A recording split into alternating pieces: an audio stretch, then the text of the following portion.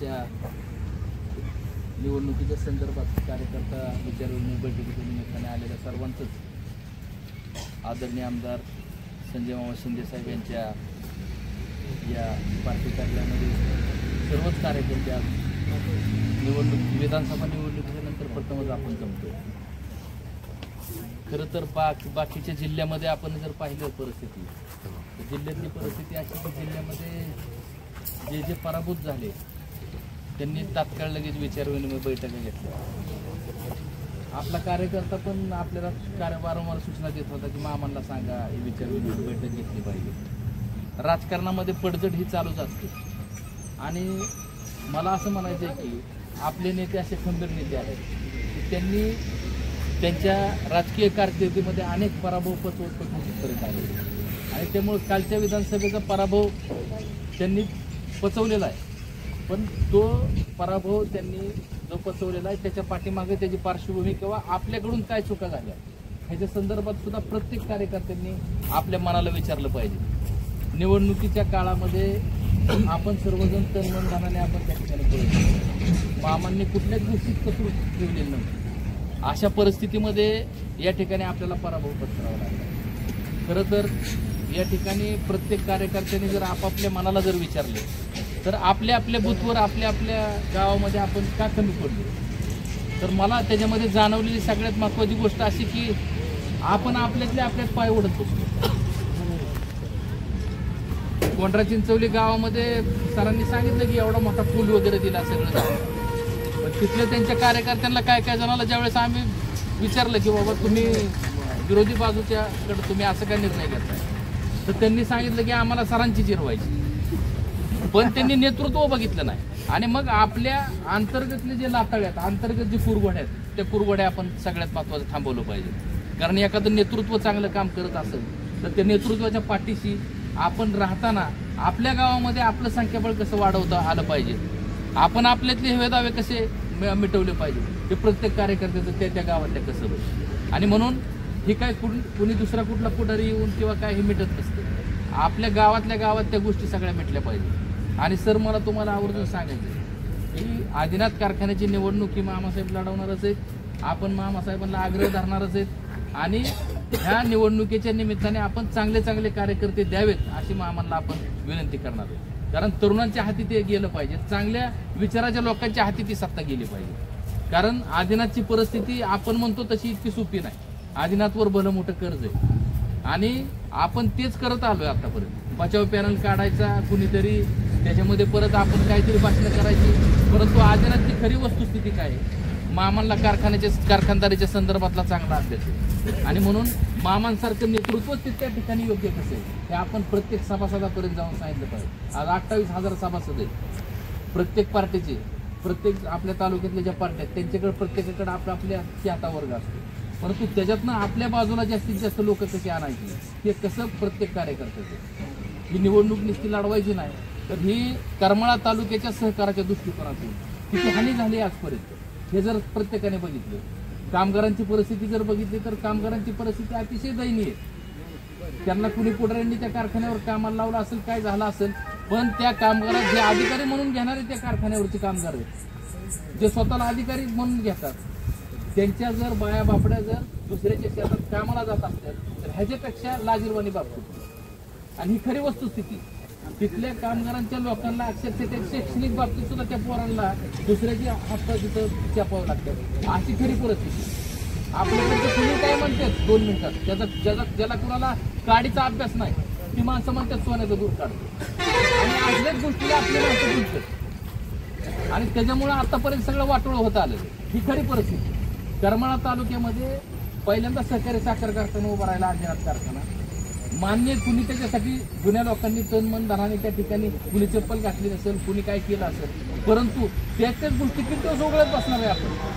आता सध्या त्या कारखान्याला जर वाचवायचं असेल तर त्याला कुठल्या परिस्थितीतनं जावं लागेल. मध्यंतरी बारामती अग्रणी तो कारखाना घेण्यासाठी प्रक्रिया सगळी झाली होती, त्याला पण विरोध झाला, परंतु तुमचं संचालक मंडळ 5-5 वर्षाला त्या ठिकाणी बसणारच आहे. पण आजपर्यंत आलेले जे संचालक मंडळ आहे त्या संचालक मंडळाने काय दिवे लावले ते तुम्हाला आम्हाला माहिती आहे. या ठिकाणी अनेक संचालक मंडळातली माणसं आहेत, मला त्यांना बोलायचं नाही. काही लोकांनी चांगली पण कामं त्या ठिकाणी केली, परंतु मला असं स्पष्टपणे मामासाहेब मत माझं असं मांडायचं की नवीन माणसं काढली पाहिजेत संचालकच्या ह्याच्यामध्ये सुद्धा। आता काय ऊसाची आडबीट नाही। आणि सरांना मला आवर्जून सांगायचे, सर आमच्या भागामधलं एक चांगलं प्रतिनिधित्व करणारे आहेत। सरांचा पाठीमागच आदिनाथ कारखान्यावरचा चान्स गेलाय। मामांच्या नेतृत्वाखाली तुम्हाला त्या कारखानदारीतला चांगला अभ्यास आहे। तुमच्यासारख्या नेतृत्वाने आलं पाहिजे। तुमची आता ती मवाळ भाषा तुम्ही सोडून दिली पाहिजे। तुमच्या शब्दाच्या तलवारी झाल्या पाहिजे आणि ऊसाच्या आता बाल झालं पाहिजे। असं काहीतरी तुम्ही करा सर। आता आपण नुसतंच लुळुपुळू असा जी बोलतो ना भाषा, ती आता बंद झाली पाहिजे। मामांचा कार्यकर्ता म्हणल्यावर मामांचा कार्यकर्ता सुद्धा तसाच ठोस पाहिजे, तसाच ताकदवान पाहिजे। आपण एखाद्या कार्यालयामध्ये गेल्याच्या नंतर मामांचं नाव सांगितल्यानंतर किती मिनिटात काम होतं हे सगळ्यांना माहिती आहे। आता अण्णासाहेबांनी सांगितलं की मंत्रालयामध्ये सुद्धा मामा स्वतः त्या पायऱ्यावरून चालत जातात। आज 3400-3500 कोटीची कामं मामांनी करमाळा तालुक्यामध्ये आणल्या। कुणी काय वल्गना करू द्या, परंतु आज प्रत्यक्षात ती चालूच ना कामं, त्याची कमिशन मागायला लागली ना आता। आणि मग अशा परिस्थितीमध्ये आपण सुद्धा सावध राहिलं पाहिजे। जर हिथं कोण जर बेकायदेशीर पद्धतीने एखाद्या कॉन्ट्रॅक्टरला जर कोण दमबाजी करत असेल, आता आमच्या सिद्धेश्वर आवताडे भाऊंनी बाकीच्यांनी निर्णय घेतला, विरोधात त्यांच्या स्टेटमेंट दिले। जर 10 लाखाचं जरी काम असेल आणि 5 लाखाचं जरी काम असेल आणि ती जर मामांनी मंजूर केलेलं असेल, प्रत्येक गावागावच्या कार्यकर्त्यांना मला सांगायचं की त्या ठिकाणी जर कुठल्या कॉन्ट्रॅक्टरला दमबाजी काय होत असेल ना, तर तुम्ही समोर आलं पाहिजे। कारण ही मोठे मोठे आपल्या तालुक्यातले सुद्धा आता ओपन झाले पाहिजे। हे आता जाकरीत ठेवू नका, कारण आपल्या कार्यकर्त्यांच्या न बोललेल्या चुकीमुळेच ही कालची विधानसभेला आपल्याला पराभव पत्करावा लागला। एवढं चांगलं नेतृत्व जे सोलापूर जिल्ह्याचं नेतृत्व करणारं नेतृत्व आहे, ज्याच्या महाराष्ट्रातल्या मोठ्या मोठ्या नेतृत्वांबरोबर एकदम चांगले संबंध आहे, ज्या माणसामुळे या करमाळा तालुक्याचं एकदम नंदनवन होणार होतं, एवढा मोठ्या विकासाची गंगा आणून एवढी मोठी चांगली कामं करून जर आपल्यामधलेच कोण जर निगेटिव्ह बोलणारे असतील तर त्यांना सुद्धा शिवाय द्यायची ताकद आपल्यामध्ये ठेवली पाहिजे। आपल्यामध्ये मी काय बाजार पण घेत पडतेलच मामा अवघडच वाटतंय, अरे निगेटिव्ह बोलतो कशाला? आणि निगेटिव्ह बोलायचं असलं तर तू थांबूच नको, असं माझं स्पष्ट म्हणणं। आमचे 4च असू दे, आमची खंबीर पाहिजे, ताकदवान, तिथं ताकद निर्माण होतात। पण आपल्यातली जर माणसं सभेच्या बाहेर मानायचं राहिलं, मला जरा धोकाच वाटतोय। आणि सभेत भाषणं मोठे मोठे ठोकायचे, असलं काम काय कामाचं नाही। आपली ताकद आपण दाखवून द्यायची असेल, निष्ठावान कार्यकर्ते इथं जी बसलेली लोक आहेत ना, हे सगळे निष्ठावान तशी। आम्ही इलेक्शनच्या काळात सुद्धा प्रत्येक माणूस बघितलेला, प्रत्येक चेहरा बघितलेला, प्रत्येकाने मामांसाठी तन मन धनाने काम केलं। परंतु हे काम करत असताना आपल्याला कार्यकर्त्यांचा संच सुद्धा वाढवायचा। मला म्हणजे माझ्यापेक्षा अनेक थोर मंडळी होती, परंतु गावामध्ये काम करत असताना अनेक अडचणीला तोंड देऊन आपला कार्यकर्ता उभा राहतो। आणि त्यामुळं एक कार्यकर्ता नाही तर एका बरोबर 10 कार्यकर्ते तयार झाले पाहिजे। ते करताना मामा तिथं गावात येऊन करणार नाहीत, आपलं सुद्धा आपलं कर्तव्य कार्यकर्त्याची की माझ्या बरोबर 10 जण कशी आली पाहिजे। आणि त्यामुळे आपल्या चुका नेमक्या तिथंच झाल्यात की मी मामाचा कार्यकर्ता, मी बसलो दाखवत माझंच, परंतु माझ्या बरोबर एखादा ज्यावेळेस येतो त्याला सुद्धा कसं गोड बोलून घेऊन जायचं आणि मतदाना बोलून द्यायचं। ही सगळ्या कार्यकर्त्यांच्या चुका आहेत। ह्या चुकामध्ये सुधारणा जर झाल्या तर निश्चितपणे आगामी काळ ज्या काही निवडणुका होत्या त्या सगळ्या निवडणुका आपल्या असतील। मला आणखीन मामाला सांगायचंय की आपल्याकडे चांगले चांगले कार्यकर्ते उभा राहणारे प्रत्येक गटामध्ये 6 गटामध्ये चांगले चांगले तरुण कार्यकर्त्यांना त्या ठिकाणी संधी मिळली पाहिजे। नवीन माणसाला त्या ठिकाणी तुम्ही तुमच्या नेतृत्वाखाली, तुमच्या मार्गदर्शनाखाली तयार केलं पाहिजे।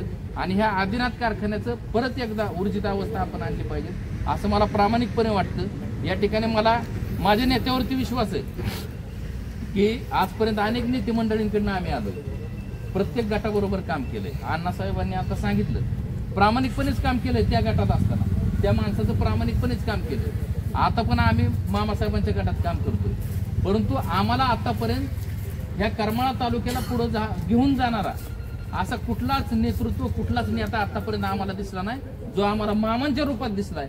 आणि म्हणून मामांच्या पाठीशी खंबीरपणे सर्वांनी उभा राहून उद्याची आदिनाथ कारखान्याची निवडणूक असू द्या, उद्याची येणाऱ्या जिल्हा परिषद पंचायत समितीच्या निवडणुका असू द्या किंवा आणखीन कुठल्या पण निवडणुका असू द्या, त्या भविष्यकालीन सगळ्या निवडणुकामध्ये तुम्ही आम्ही सर्वजणी एक दिलाने आपण राहू आणि आदिनाथ कारखान्याची निवडणूक सुद्धा आपण चांगल्या प्रकारे लढू अशी या ठिकाणी सर्व कार्यकर्त्यांना एक विश्वास देतो। आणि या ठिकाणी संयोजकांनी बोलण्याची मला संधी दिली त्याबद्दल या ठिकाणी त्यांचंही मी आभार मानतो आणि थांबतो।